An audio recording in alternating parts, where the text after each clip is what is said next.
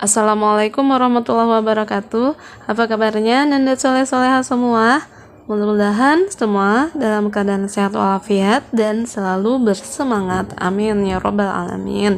Hari ini kita lanjutkan lagi belajar matematikanya, dan pada pertemuan kali ini Bunda Nur akan membahas beberapa soal dan cara penyelesaiannya untuk sebagai persiapan menghadapi ujian akhir semester 1. Silahkan Ananda semua menyiapkan buku cetak matematikanya, buku tulis atau buku catatan matematika, kemudian pulpen atau pensil serta penghapus. Dan silahkan Ananda semua menyimak penjelasan Bunda berikut ini. Seorang dermawan membagikan 144 buku dan 120 pensil kepada beberapa siswa. Jika setiap siswa mendapat bagian yang sama, berapakah jumlah siswa paling banyak yang mendapat bagian? Jadi ini yang mau diketahui adalah kira-kira berapa siswa yang mendapat bagian dari 144 buku dan 120 pensil itu. Nah, karena kita tidak tahu buku dan pensil ini mau dibagikan ke berapa siswa, maka kalau soalnya menanyakan berapa jumlah siswa, berapa paling banyak, maka seperti ciri-ciri yang sudah kita pelajari, ini menanyakan tentang FPB, ya, faktor persekutuan terbesarnya. Karena ini mau ditanyakan adalah berapa siswa yang kebagian buku dan pensil itu, supaya semua siswa kebagian adil, ya. Jadi caranya tetap membuat pohon faktor dan faktorisasi primanya. Pohon faktor 120 dan 144. Nah, 144 ini dibagi dua, ya, dibagi dengan bilangan prima. Yang terkecil dulu, bilangan prima yang terkecil dimulai dari 2, ya. 144 dibagi 2 sama dengan 72. 72 dibagi 2 36. 36 dibagi 2 18, 18 dibagi 2 9, 9 bagi 3 3. Nah, kemudian bentuk faktorisasinya adalah 2-nya ada 4, jadi 2 pangkat 4 dikali 3-nya ada 2, jadi 3 pangkat 2.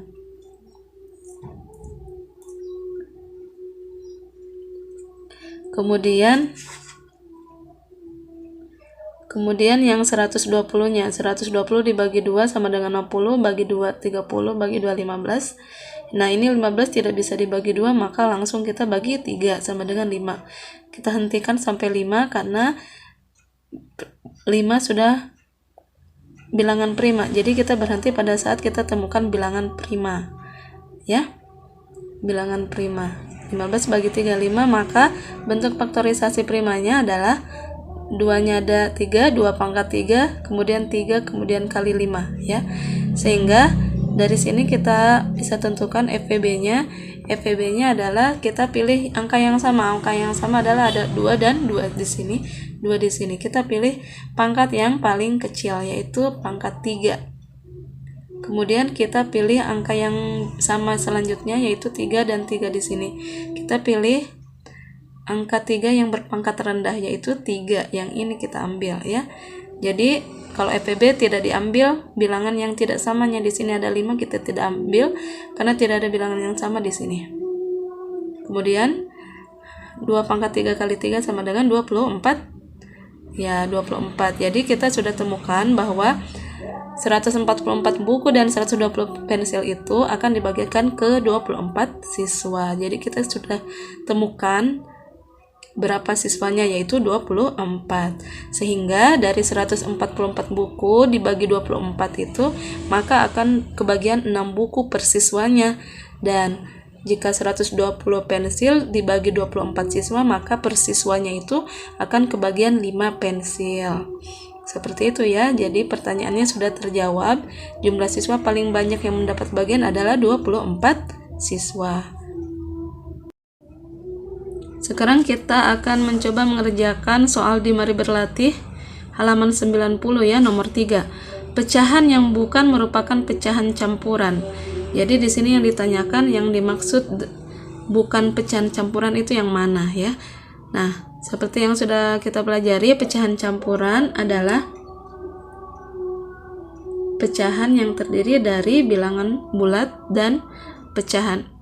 Jadi kalau pecahan campuran itu ada bilangan bulatnya dan ada bilangan pecahannya. Yang manakah di sini? Nah, tentu saja ya, ini adalah pecahan campuran karena terdiri dari bilangan bulat, ini bilangan bulatnya, dan ini bilangan pecahannya 1/6. Ini bilangan bulatnya. Nah, yang lainnya lagi adalah ini pecahan campuran 7 2/8. 7-nya adalah bilangan bulat, 2/8-nya adalah bilangan pecahan. Jadi pecahan campuran seperti yang sudah dijelaskan tadi adalah sebuah pecahan yang terdiri dari bilangan bulat, ini bilangan bulat dan pecahan. Nah, itu yang dimaksud dengan pecahan campuran. Bilangan yang terdiri dari bilangan bulat dan pecahan. Nah, ini juga termasuk pecahan campuran. Jadi, jawabannya adalah pecahan yang bukan merupakan pecahan campuran adalah bagian D, 25/50, karena ini adalah pecahan biasa, ya. Sekarang kita akan mengerjakan soal nomor 6 di halaman 90. Bilangan 2 dan 35 adalah faktor dari bilangan berapa kira-kira? Nah, kita harus ingat dulu bahwa faktor adalah bilangan yang dapat membagi habis bilangan tersebut, ya.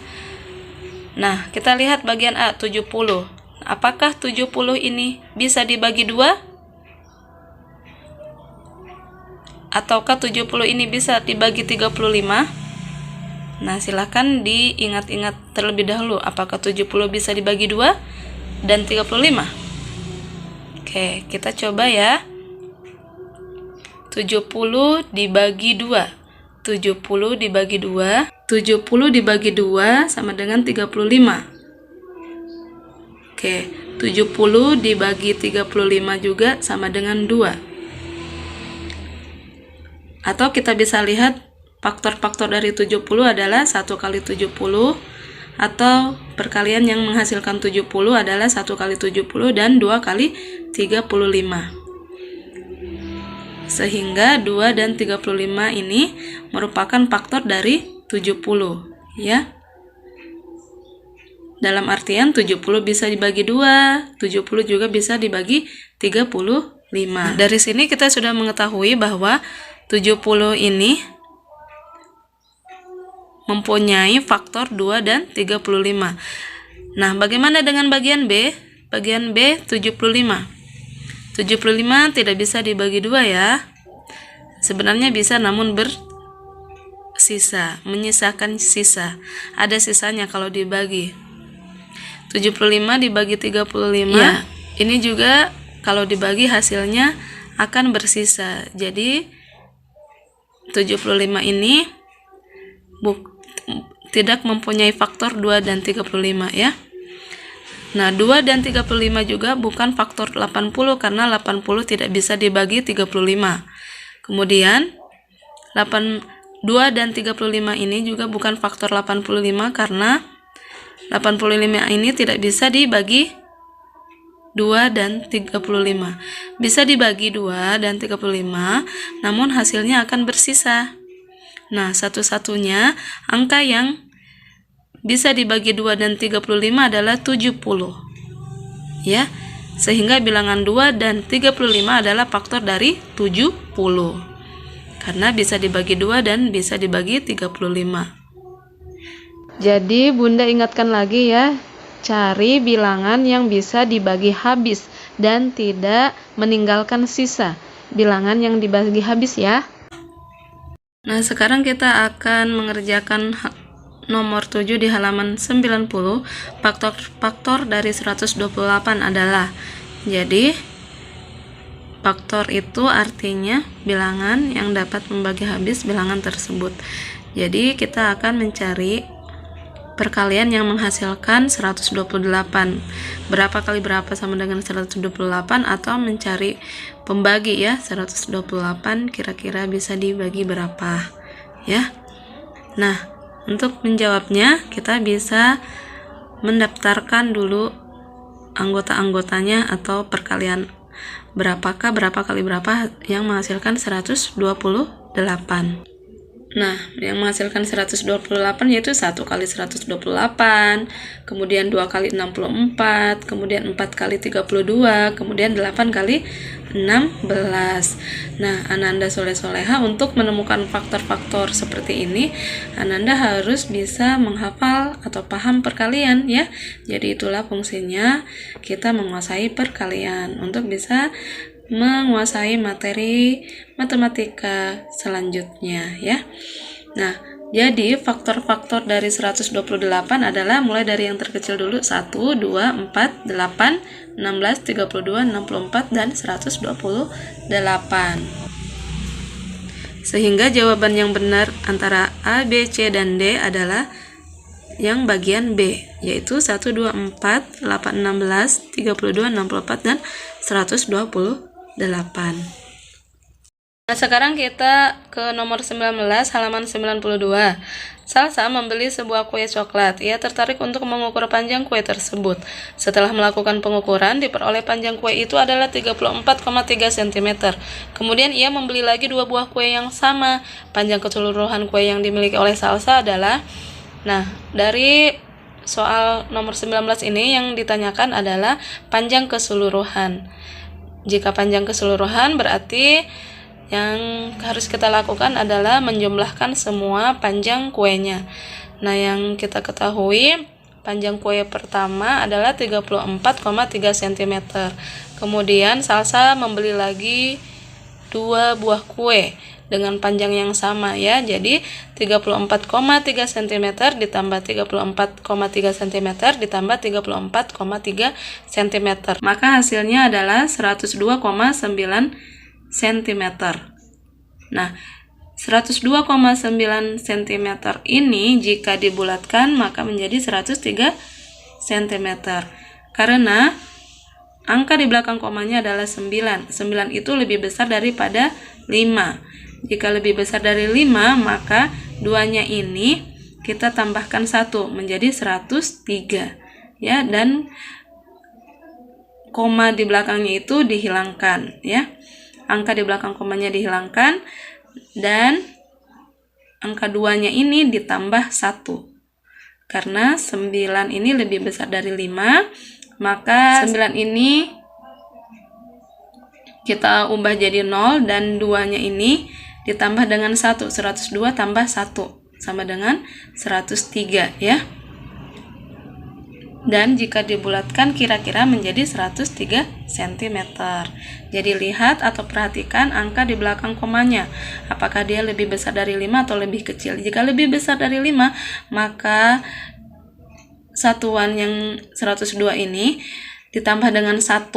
Ditambah 1 jadi 103. Dan 9-nya ini dihilangkan atau diganti dengan 0. Nah, angka di belakang 0 di belakang koma itu tidak ada artinya sehingga dianggap tidak ada 0-nya. Jadi 102 tambah 1 sama dengan 103. Seperti itu ya. Nah, sekarang kita akan mengerjakan di nomor 10 halaman 91. Neni pergi ke taman bermain setiap 18 hari sekali, sedangkan Eva 15 hari sekali. Jika hari ini mereka bertemu di taman bermain tersebut, maka mereka akan bertemu berapa hari lagi? Nah, jika soalnya seperti ini, kita perhatikan ciri-cirinya. Jika yang ditanya adalah masalah waktu dan dalam soalnya itu kita temukan ada setiap atau sekali atau bersamaan atau bersama lagi atau bersama-sama. Nah, itu ciri-cirinya dari soal KPK atau yang ditanyakan adalah KPK-nya atau kelipatan persekutuan terkecil. Nah, cara menyelesaikannya adalah bisa dengan pohon faktor atau bisa mendaftarkan anggota-anggota dari kelipatan 18 dan 15. Nah, di sini Bunda akan mengerjakannya dengan cara pohon faktor agar lebih sederhana ya. Jadi 15 ini kita bagi dengan bilangan prima yang paling kecil. Karena 15 tidak bisa dibagi 2, maka kita pindah ke bagi 3. 15 dibagi 3 sama dengan 5. Stop sampai 5 karena kita sudah langsung menemukan bilangan terakhirnya adalah bilangan prima. Ya, 15 bagi 3 sama dengan 5. Kemudian bentuk faktorisasi dari 15 adalah 3 kali 5. Ini 3 kali 5 ya. Kemudian 18 ini kita bisa bagi 2 sama dengan 9. 9 kita bagi 3 karena 9 tidak bisa dibagi 2, bisa bagi 2 namun bersisa ya. Jadi 9 langsung dibagi 3 sama dengan 3. Sehingga faktorisasi dari 18 adalah 2 kali 3 pangkat 2. Nah, untuk mencari KPK-nya, dalam mencari KPK kita lihat angka yang sama. Nah, angka yang sama di sini adalah 3 dan 3 kuadrat. Nah, kalau untuk KPK, maka akan kita pilih yang memiliki pangkat terbesar. Nah, di sini pangkat terbesar adalah 3 pangkat 2. Adalah 3 pangkat 2 kita ambil ya. Nah, dalam KPK untuk mencari kelipatan plus cukup terkecil, bilangan yang tidak sama pun kita ambil ya. Jadi 2 kali 5. 2 kali 5 tetap kita ambil, sehingga kita dapatkan hasilnya 2 kali 5 10, 10 kali 9 ya, karena 3 kuadrat itu 3 kali 3 itu sama dengan 9. Jadi 2 kali 5 10 kali 9 sama dengan 90. Jadi mereka bertemu di taman bermain tersebut 90 hari lagi. Di bagian D ya, yang kita pilih 90 hari lagi. Nah, selanjutnya kita akan mengerjakan soal di halaman 41, nomor 7. Bentuk persen dari 6/8 adalah. Nah, bentuk persen maksudnya per 100 ya. Nah, 6/8 ini mau dijadikan persen. Nah, kita perhatikan penyebutnya yaitu 8. Nah, dari penyebut 8 ini kita carikan bilangan atau pengali. Kira-kira 8 ini dikali dengan bilangan berapa yang menghasilkan 100. Karena tidak ada bilangan yang bisa menghasilkan 100 dengan 8, yaitu maksudnya 8 ini tidak bisa dikali dengan bilangan yang menghasilkan 100. Maka 8 ini kita carikan pengali yang menghasilkan 1000 ya. Karena tidak bisa menghasilkan 100, maka kita pindah ke penyebut 1000 ya. Jadi 8 dikali 125 ya, 8 dikali 125 sama dengan 1000, atau 1000 dibagi 8, maka kita dapatkan hasilnya 125. Nah, kenapa Bunda tadi katakan langsung mengambil penyebut 1000? Karena 8 ini tidak ada pengali yang bisa menghasilkan 100. Jadi kita ambil penyebut 1000 karena 8 bisa dikali 125 yang menghasilkan 1000. Jadi kita pindah ke penyebut 1000. Nah, untuk mendapatkan 125 bisa dengan cara 1000 dibagi 8, maka kita bisa dapatkan 125 ya. Jadi anggaplah ini tidak ada. Nah, untuk mendapatkan yang angka di sini, kita bagi penyebutnya dengan 8, maka hasilnya kita temukan 125. Kita dapatkan 125 di sini, maka pembilangnya juga kita kalikan dengan 125. Jadi 6 kali 125 sama dengan 750, dan 8 kali 125 hasilnya 1000, sehingga 750 dibagi 1000 sama dengan 0,750 ya, di sini 0,750. Nah, karena 0 itu tidak ada artinya di belakang koma, maka ini bisa menjadi 0,75 ya. 0,75. Karena 0 tidak ada artinya di belakang koma. Sehingga 0,75 ini sama dengan 75% karena dua angka di belakang koma ya. Jadi bentuk persen 6/8 adalah 75%. Atau bisa langsung dikali 100 karena kita mau cari berapa persennya ya. Jadi 6/8 dikali 100. 6/8 dikali 100, 6 dikali 100, 600.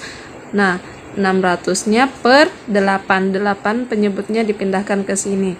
Sehingga 600 dibagi 8 sama dengan berapa? Kita cari dengan menggunakan pembagian porografit ya. 600 dibagi 8, 6 dibagi 8 tidak bisa, sehingga kita langsung ambil 60. 60 dibagi 8, 8 dikali 7 ya. 60 dibagi 8, kira-kira 8 dikali berapa yang mendekati 60, yaitu dikali 7. 8 dikali 7 sama dengan 56. Ini 56 bilangan terdekat ke 60, sehingga bilangan yang kita ambil adalah 7. 8 dikali 7 56. Kemudian kita kurang 10 kurang 6 4. Nah, karena di sini sisa 5, kita tidak turunkan 0 ya. Jadi 4-nya saja kita tulis, kemudian 4 tidak bisa dibagi 8, maka kita turunkan 0, sehingga 40 bisa dibagi 8 sama dengan 5. 5 kita kali lagi 8 sama dengan 40, kemudian kita kurang lagi 40 kurang 40 sama dengan 0, sehingga 600 dibagi 8 sama dengan 75. Sehingga 600 dibagi 8 di sini sama dengan 75. 75%.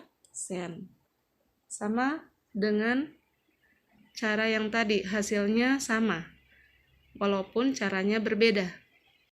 Nah, seperti ini ya bentuk penulisannya jika pecahan diubah ke persen. Nah, sekarang kita akan mengerjakan soal di halaman 41 nomor 11. Taksiran hasil bagi 785 dibagi 420 ke ratusan terdekat adalah. Jadi caranya untuk menentukan hasil bagi dari taksiran seperti ini, 785-nya kita bulatkan dulu ya, dibulatkan ke ratusan terdekat. Nah, untuk membulatkan ke ratusan terdekat, kita lihat puluhannya. Puluhannya yaitu 8 ya. 8 ini lebih besar daripada 5. Sehingga ini kita rubah jadi 0, dan ini satuannya juga jadi 0, dan ratusannya kita tambah 1. Jadi 7 tambah 1 sama dengan 8. Jadi 785 kita bulatkan menjadi 800. Nah, kemudian pembaginya 420. Nah, kita lihat untuk dibulatkan ke ratusan terdekat, kita lihat puluhannya. Puluhannya di sini adalah 2. Ya, 2 ini lebih kecil dari 5. Jika lebih kecil dari 5, kita rubah jadi 0, ini juga tetap jadi 0 ya. Rubah jadi 0 ini, kemudian ratusannya tetap tidak ditambah 1 seperti yang ini. Nah, kalau yang ini tetap tidak ditambah 1 karena puluhannya lebih kecil dari 5. Sehingga 4 tetap, dan 2-nya ini kita rubah jadi 0. Sehingga 420 kita bulatkan kira-kira menjadi 400. Sehingga 800 dibagi 400. 800 dibagi 400 sama dengan 2. Jadi jawabannya adalah bagian C. Nah, seperti ini ya. 785 dibulatkan menjadi 800. Karena puluhannya yaitu 8 ini lebih besar dari 5. Kita kalau mau dibulatkan ke ratusan terdekat, yang diperhatikan adalah puluhannya ya. Puluhannya 785 dibulatkan menjadi 800. 8 lebih besar dari 5. Ini diubah jadi 0, ini diubah jadi 0, dan ini tambah 1. Sehingga 800. Nah, kalau 420 karena puluhannya adalah 2 lebih kecil dari 5, maka 2 ini kita ubah jadi 0, dan ini tetap jadi 0. 4 tetap kita tidak tambah apapun. 4 tetap menjadi 4, dibulatkan menjadi kira-kira 400. Ya, dibulatkan kira-kira menjadi 400, sehingga 800 bagi 400 sama dengan 2 ya. Nah, demikianlah pembahasan soal matematika sebagai persiapan ujian akhir semester 1 nanti. Silahkan Ananda Soleh-Solehah berlatih ya. Jika ada yang kurang dipahami, silahkan japri ke Bunda Nur. Baik, sekian dulu pembelajaran untuk hari ini. Tetap semangat. Wassalamualaikum warahmatullahi wabarakatuh.